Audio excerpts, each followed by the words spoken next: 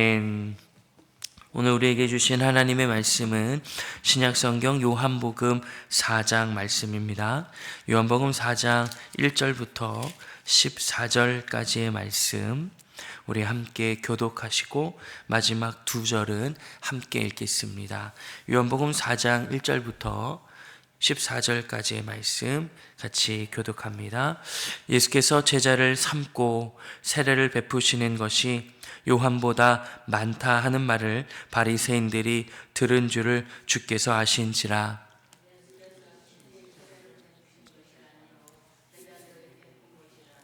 유대를 떠나사 다시 갈릴리로 가실새 사마리아를 통과하여야 하겠는지라. 사마리아에 있는 수가라 하는 동네에 이르니 야곱이 그 아들 요셉에게 준 땅이 가깝고 또 야곱의 우물이 있더라. 예수께서 길 가시다가 피곤하여 우물 곁에 그대로 앉으시니 때가 6시쯤 되었더라. 사마리아 여자 한 사람이 물을 기르러 왔음에 예수께서 물을 좀 달라 하시니 제자들이 먹을 것을 사러 그 동네에 들어갔음이로라. 사마리아 여자가 이르되 당신은 유대인으로서 어찌하여 사마리아 여자인 나에게 물을 달라 하나이까 하니 이는 유대인이 사마라인과 상종하지 아니함이로라. 대답하여 이르시되 내가 만일 하나님의 선물과 또 내게 물을 좀 달라는 이가 누구인 줄 알았더라면 내가 그에게 구하였을 것이요 그가 생수를 내게 주었으리라. 여자가 이르되 주여 물기를 그릇도 없고 이 물은 깊은데 어디서 당신이 그 생수를 얻겠사옵나이까?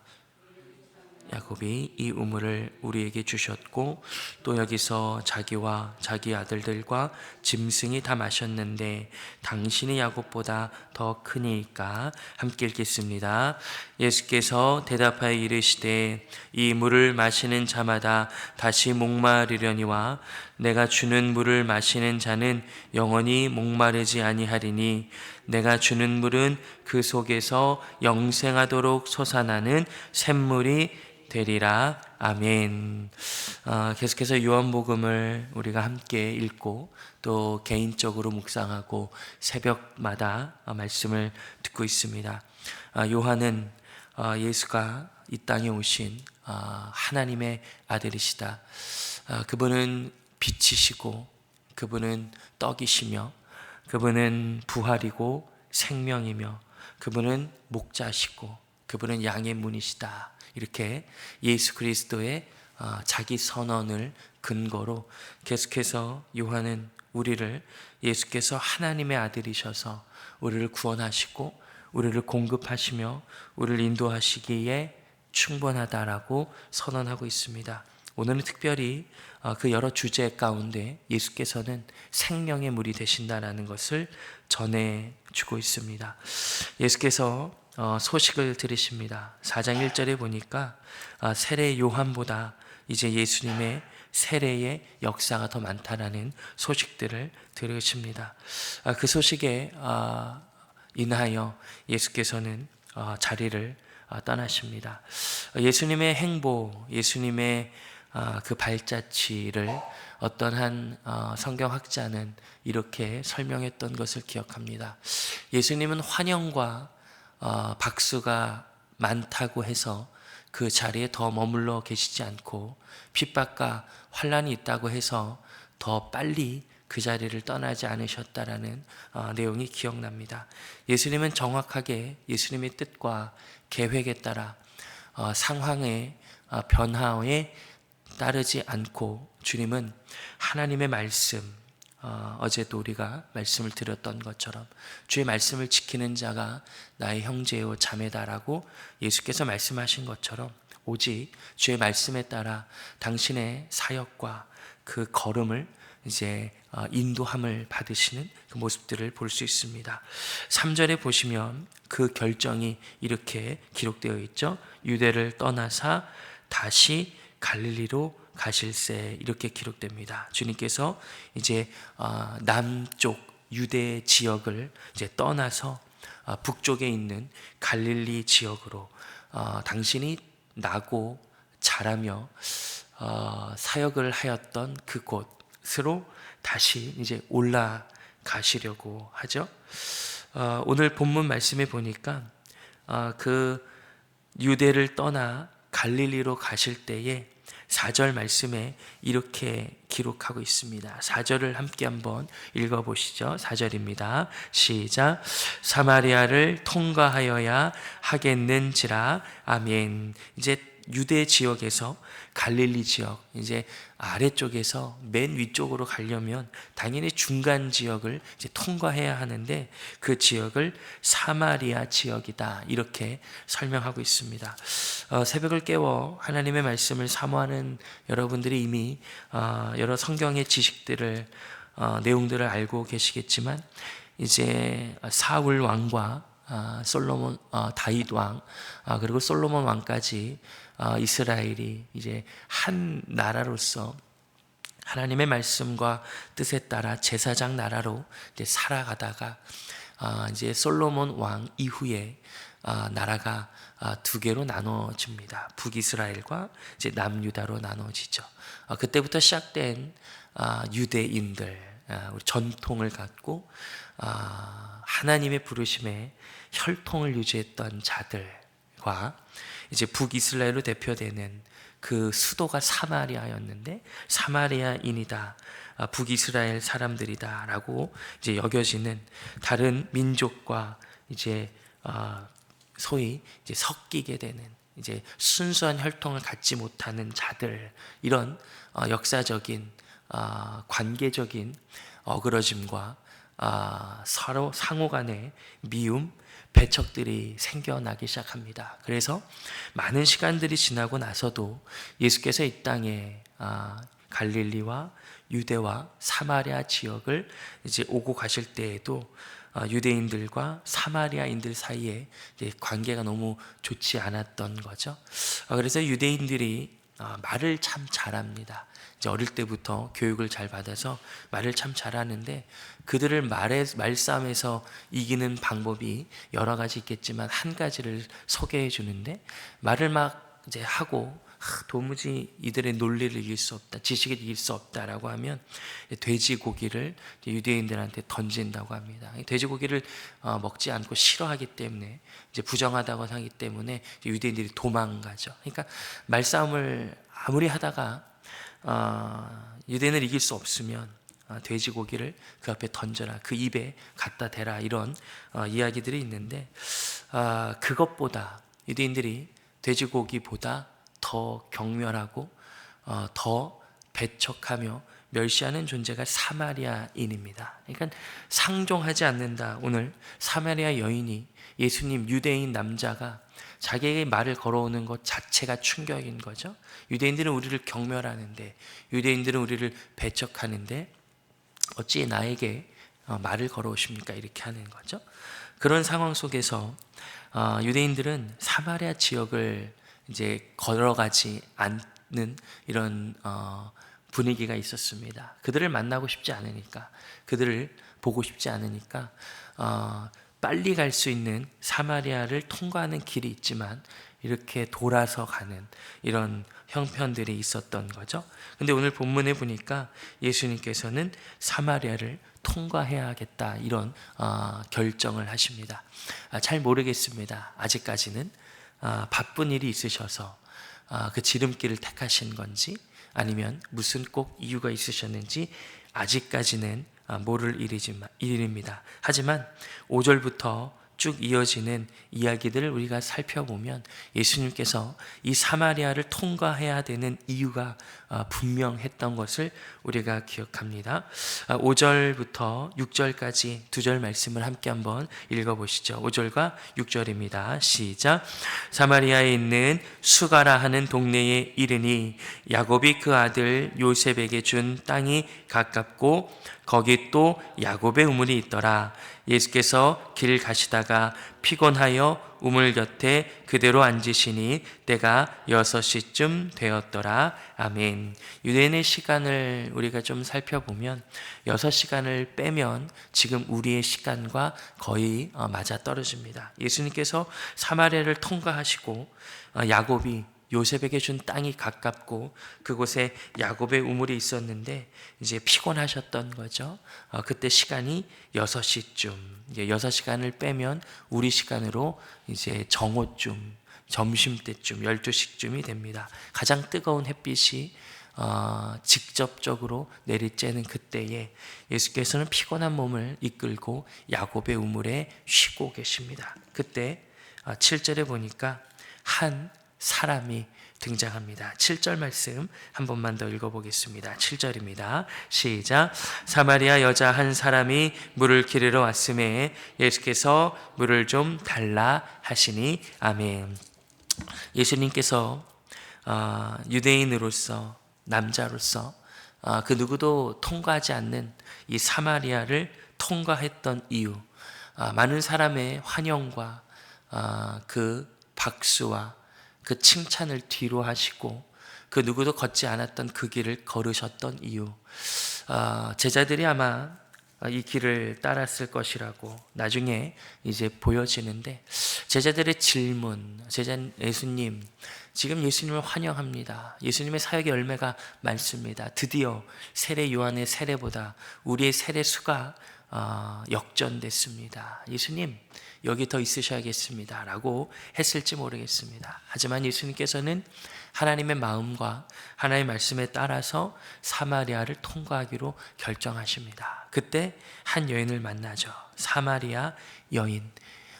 해가 쨍쨍 내리쬐는 그 누구도 우물가에 물을 기르러 오지 않는 그 시간에 홀로 물을 기르러 오는 그 여인을 찾아서 예수님께서는 오신 것이죠.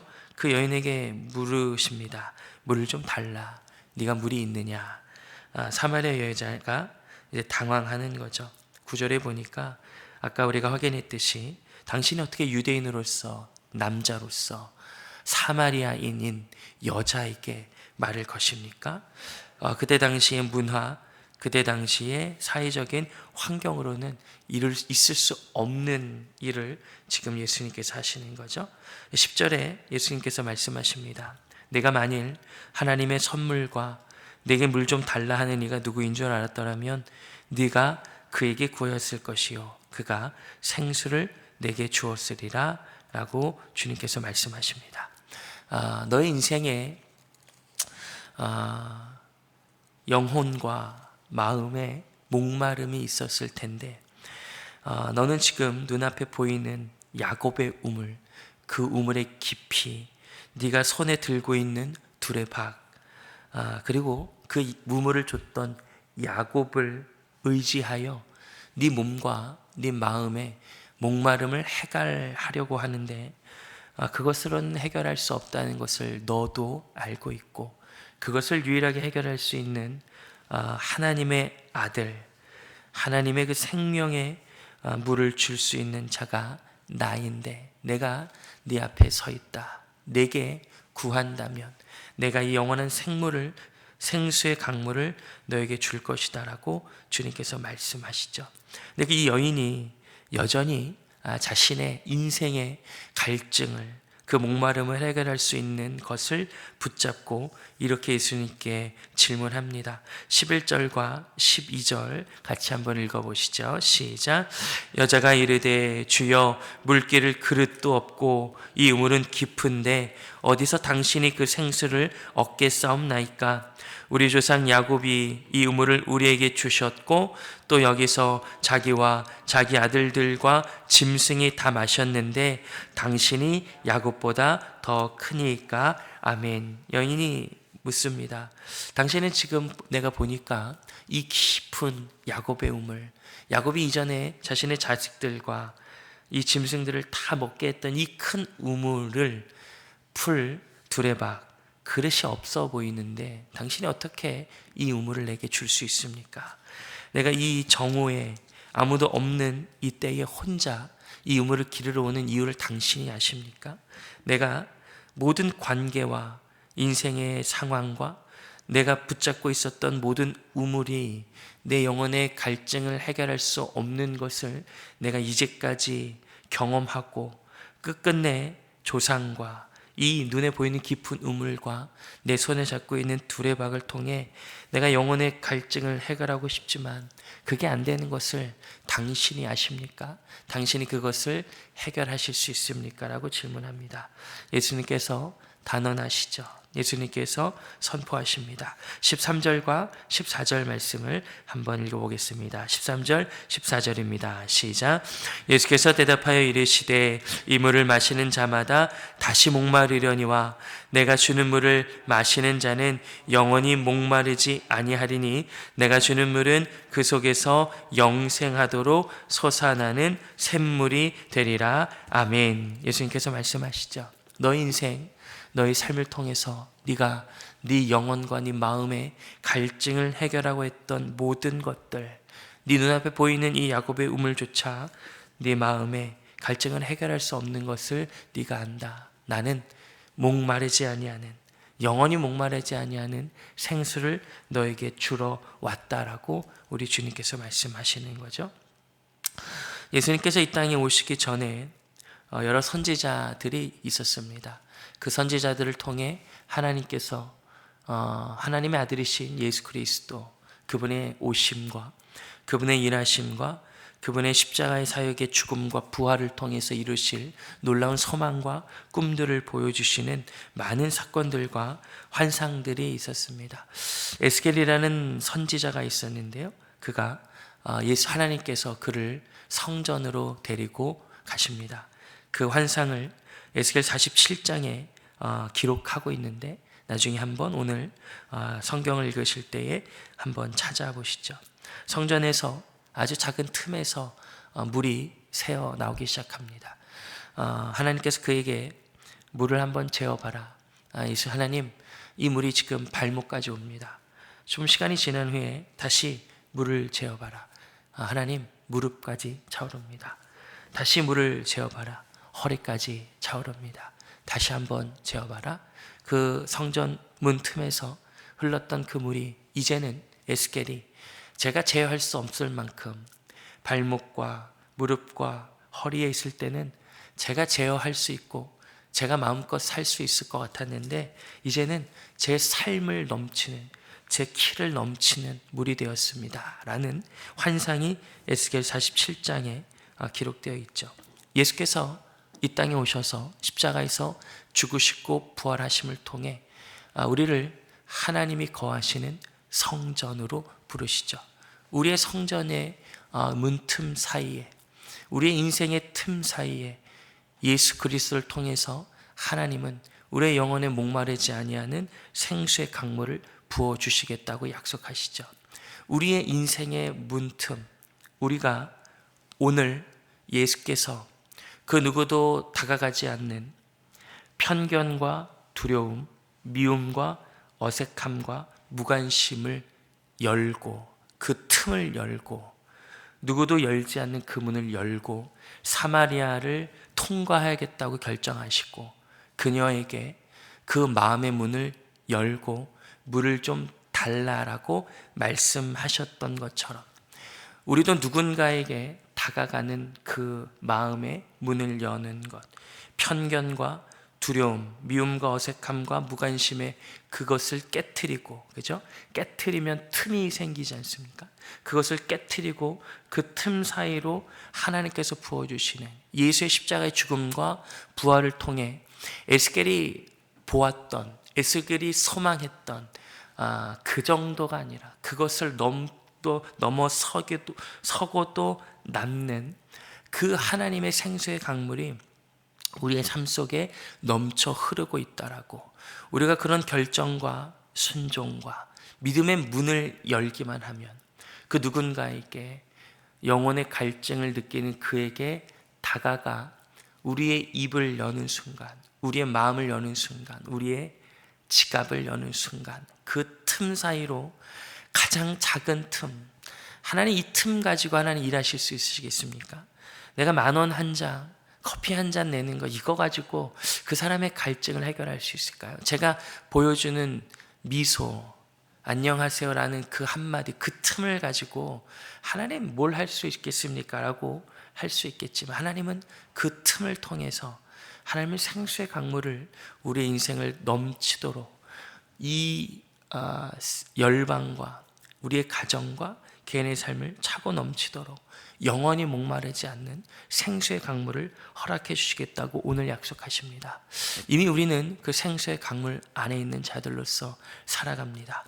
사마리아 여인이 직면했던 그 예수 그리스도, 에스겔이 환상 가운데 누렸던 그 환상이 이미 우리 가운데 예수를 통해 이루어지고 있다라고 말씀하십니다. 우리에게 하나님 오늘 요청하시죠. 우리의 마음의 문을 열고 우리의 그 삶을 열면 그 틈 사이로 하나님은 우리가 만나는 자들, 일평생 함께 부딪히며 함께 씨름하며 살아가는 그 배우자와 우리에게 허락해 주신 귀한 자녀들, 겉으로는 웃지만 속으로는 아파하는 그 사람과의 관계 속에서 하나님은 틈을 열라고 말씀하시죠.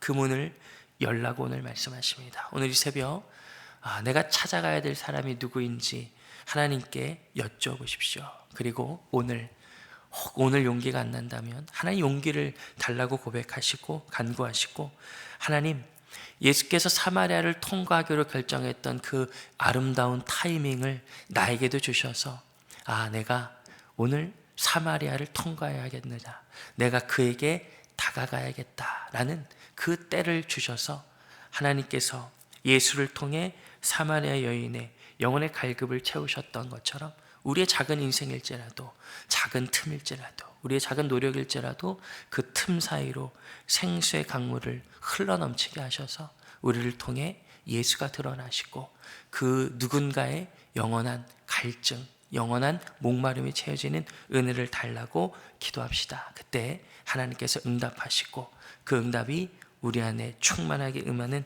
은혜가 우리 가운데 경험될 줄을 믿습니다. 이 말씀이 우리 모두에게 하나님의 결과와 은혜로 경험되어지기를 우리 주 예수님의 이름으로 축복합니다. 아멘. 함께 기도하겠습니다. 하나님 아버지, 영원한 생수이신 주님을 바라봅니다. 우리의 삶 속에 틈을 열겠습니다.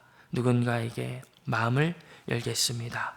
시간을 열겠습니다. 물질을 열겠습니다. 그 틈 사이로 하나님의 생수의 강물이신 예수 그리스도의 놀라운 은혜가 흘러가게 하옵소서. 예수님의 이름으로 기도합니다. 아멘. 찬송가 361장입니다. 1절 우리 함께 찬송하겠습니다.